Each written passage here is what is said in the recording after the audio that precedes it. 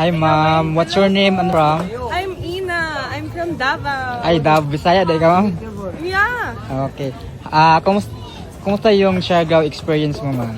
Okay lang. It's so nice here. Skating, surfing, and Ano yung pinaka-favorite mo dito sa Siargao?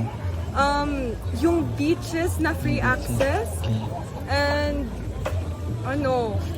ito yung mapuntahan every may tao kasi there's like specific place where people can go in different times. Yes. No? Ilang ka na dito? Ilang weeks or days? Oh, actually, 1 week. I was here 2 weeks ago for 1 week and then I came back. Wow! Yeah, for Yeah. 1 week also.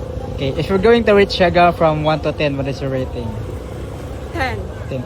Ma'am, wait lang, saan mo nakuha yan? Yung ganda mo? Sa Davao.